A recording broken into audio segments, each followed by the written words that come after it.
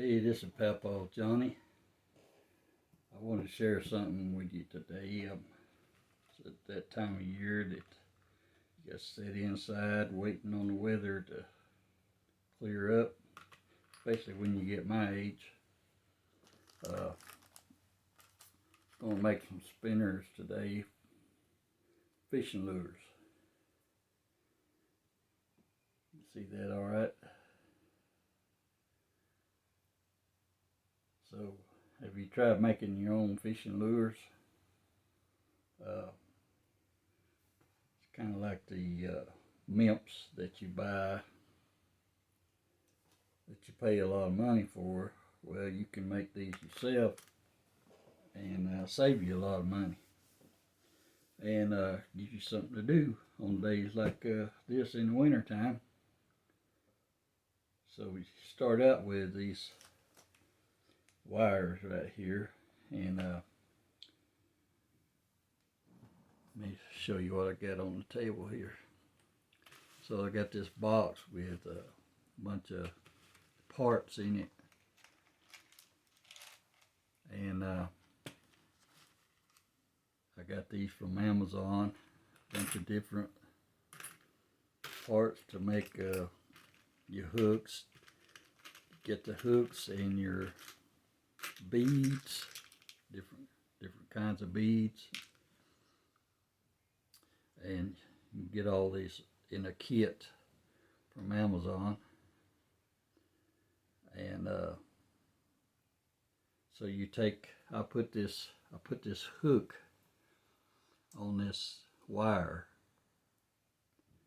and I added a little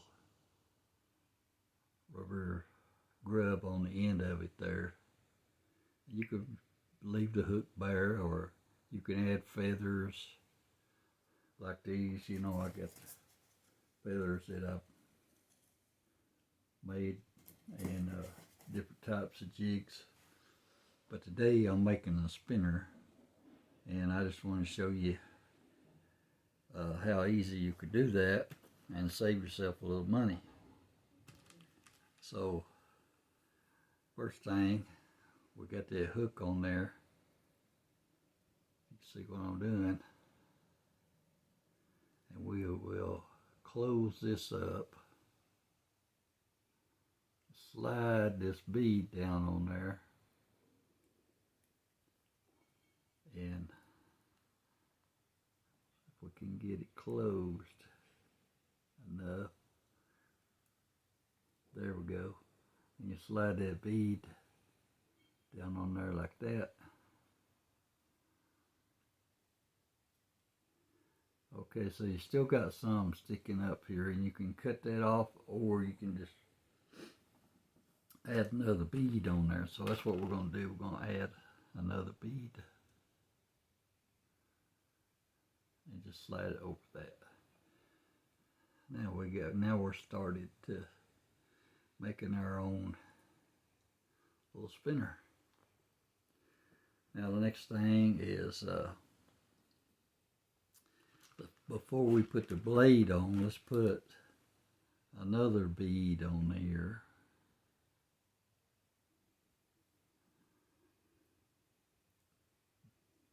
And we want to make sure that we got room here for our blade to turn without hitting anything. Okay, then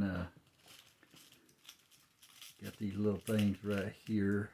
Forgot what they called. It's just another little, I think it's called clevis. I'm not sure.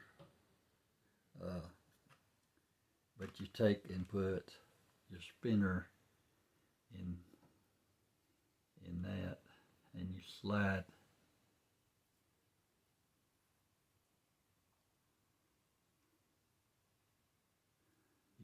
this through like that.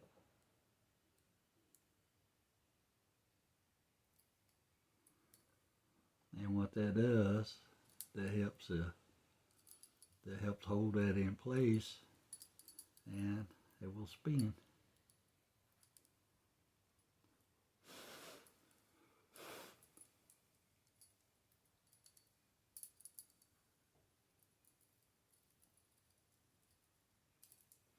So now we're going to put another bead on top of that. Don't necessarily have to, but I like to put one on top of that to help hold it in place. So there we go. There's our little spinner.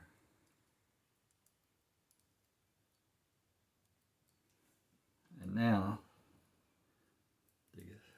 we got to bend this.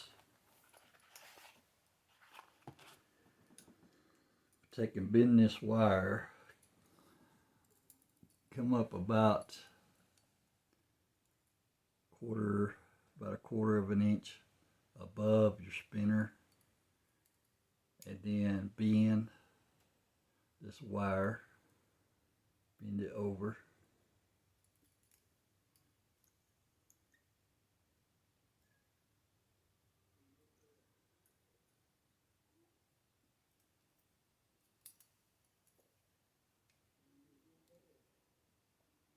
And just bend it right on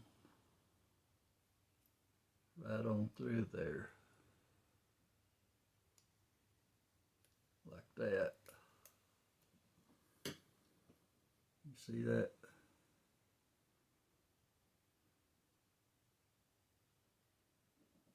So we got that bent now. We'll bring it on up here, and then we're gonna hold that loop right there, and then we're gonna bend this around about 2 times, like that.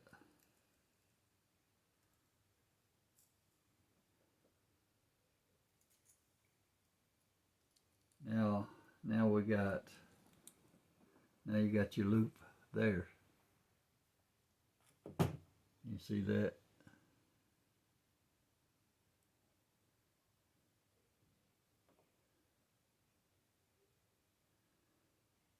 Like that. Then I'm going to take the cutters. I'm going to cut this end off right here. And the wire is small, but it's pretty tough. Old arthritis makes you a little weaker than you used to be.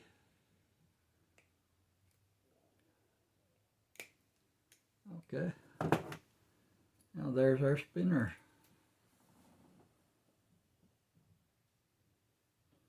So you can make these, you can make these in minutes all day long. Now this one has a 3-prong hook on it. You can also, this is another one I made. You can also use just a regular hook, just a regular fishing hook, because when you're trout fishing,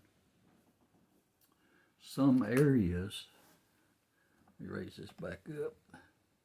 When you trout fishing,